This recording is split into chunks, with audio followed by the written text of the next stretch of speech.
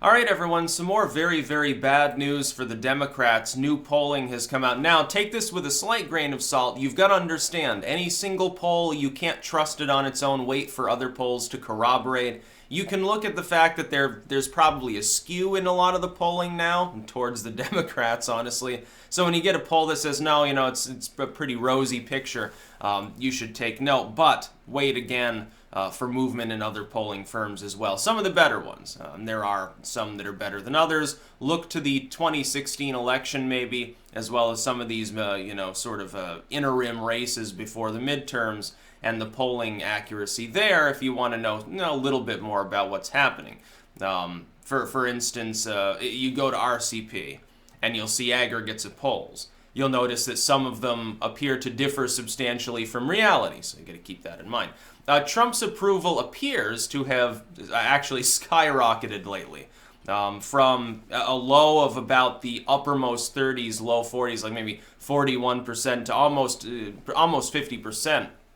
It's actually, according to this poll, link in the description, even with his disapproval. Now, if the Democrats really want to get slamma-jammed in the midterms, all this has to do is be true. And the thing is, if you look at the congressional ballot, there are two markers on there of great importance, which in my mind make it more likely that that number is pretty close to accurate. It may not be 100%. It could be 45, 49. It could be 50, 48. It could be, there's variance there. In my mind, though, it's probably accurate because these two other markers, all of them would have to be inaccurate polling or missampled or something in order for this not to make sense. The Republicans have a double-digit lead over the Democrats when it comes to jobs and when it comes to the economy. If you look at what's on people's minds in a lot of the competitive Rust Belt areas, it's jobs and the economy. On immigration, things have broken down among such a partisan level that it no longer hurts or helps, I believe, the Republicans or Democrats. It's ultimately on that level about turnout, about how much fervor there is in the crowd to either want to legalize, 10 million people or build a wall and deport people who have committed crimes. I personally think that may slightly favor the Republicans, but I could be totally wrong there. Certainly I'd be wrong in California. But if we look at this polling, it's an inversion of what we had a year ago. A year ago, people were saying, Trump is in the doldrums, basically. He's faltering off. The Republicans are faltering off. The midterms, we're going to have a blue wave. Now, Salon, about a year ago, very early on, they said, no, there's not going to be a blue wave. Don't look forward to that. We need to bide our time. Look to 2020, basically. The Democrats are not going to retake the Senate. They're not going to retake the House. Now, since then, they forgot their own prediction and have said multiple times, it looks like we might have a blue wave after all. The Republicans, look at this generic ballot. And all along, for the last year, I've been saying the Democrats are at a disadvantage going into the midterms. If this poll is correct on at least two of the major markers for the midterm election, the Republicans have a double-digit advantage. They're drawing even on the total congressional ballot. I think they've got a 2-point deficit, which is a lot different from a 10-point deficit they had a month ago. And Trump all of a sudden is now even in his popularity and unpopularity. If that is true, what you see, here's what you see. Trump running essentially, it's things boiling down to partisan politics. All of that weaker Trump support is getting back on the Trump train, aka the GOP train. Now, turnout will be lower among them. But the thing is, I've seen no reason to believe that Democrats are going to have systemically higher turnout either. And in a lot of these races, they're in red districts. So it doesn't matter really. In some of these, it doesn't even matter how high the turnout is for the Democrats. They still cannot physically win. They'll do a little bit of campaigning, put up a show, but ultimately it's futile. There are also Republican seats that are in blue areas that have the same tendency. You look at what happens. Chris Christie leaves in New Jersey. Now, he's a Republican who very visibly, worked for Trump for a while. Then Trump said, okay, Chris, that's enough. You're literally blocking my light. You're going to cause another ice age. Get the fuck out of here. His approval crumbles to near single digits, or in some counts, literally single digits. He leaves. Now, the person who wanted to take over for him, also a Republican, they're like, Chris Christie's a Republican, he got elected, but the thing is, the natural default mode of that governorship is Democrat. It's New Jersey. It's a very blue state. The natural mode, like of Vermont Senate, is deep blue territory, totally Democratic supermajority. The Republican Party in Vermont is an afterthought. and has been since the Clinton era began. In the Reagan era, it was still red. And then it begins to flip as the hippies that moved in became yuppies, essentially. They became commuters and traveled to maybe Boston or Albany to go work in the financial district or something. All of a sudden, the state became a little bit different over time. A little bit of youth rebellion kicking in. More hippies moving in from the West Coast, perhaps. But we're looking at these polls, and it looks pretty rosy for the Republicans. This is what I expected to happen. I said, if you think that Trump continuously falls off and just stagnates and he stays there forever, that's probably wrong. The Republicans being 10 points behind, that could move before the midterms. I expect that at the time of the midterms, on the generic ballot, it'll be pretty close. There'll be a couple points differentiation. Whoever's on top or on the bottom, doesn't even really matter. Turnout, I expect, will be pretty much on par with the last election. Everything that I've seen points to a lot of people simply being unwilling, as the last time around perhaps, to admit to people in public or even on a poll that they like Trump. Ultimately, though, at the end of the day, they're going to look at the economy. They're going to look at their wallet. They're beginning to take in more in wages.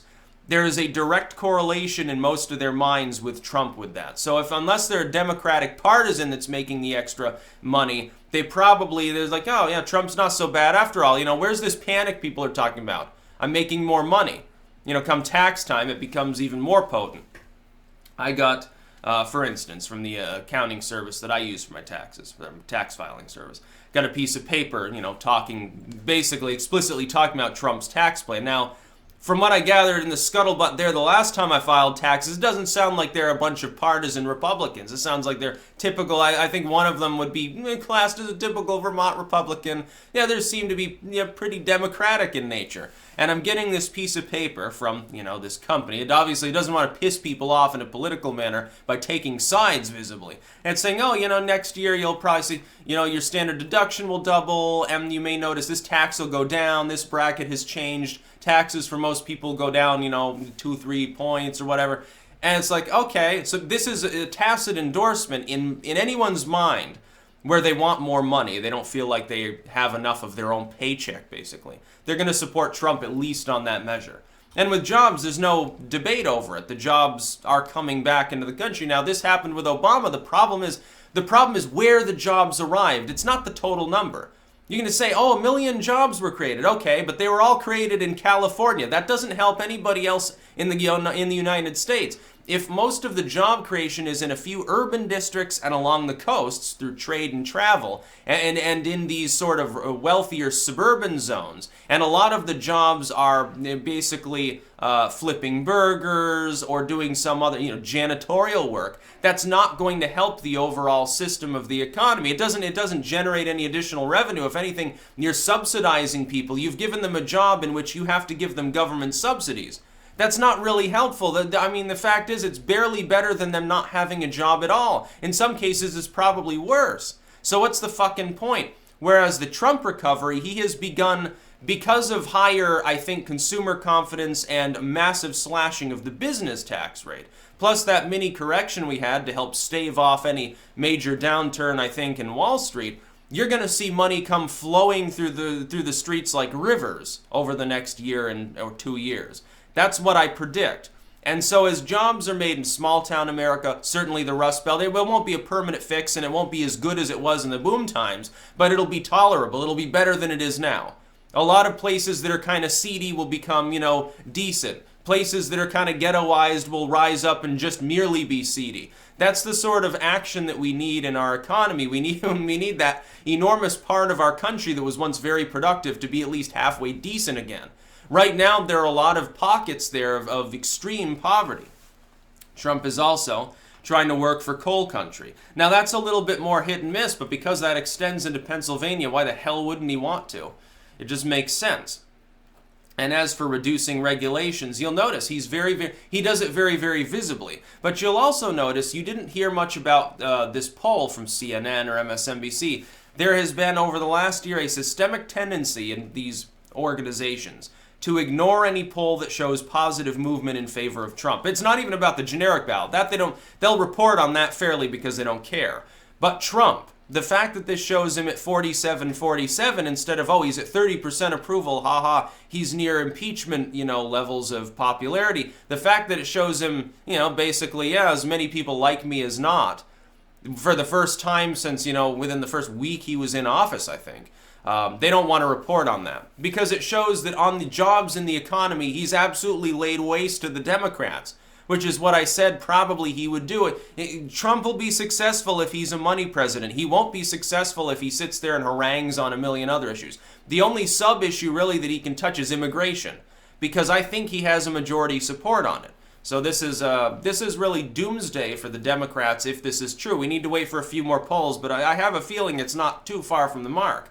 If that turns out to be true, it means that he's grown his support by a good 5 points in the course of a few weeks. The Republicans have almost completely made up their enthusiasm cap, and Trump is beating them handily on two of the most important issues that will come up during the midterms.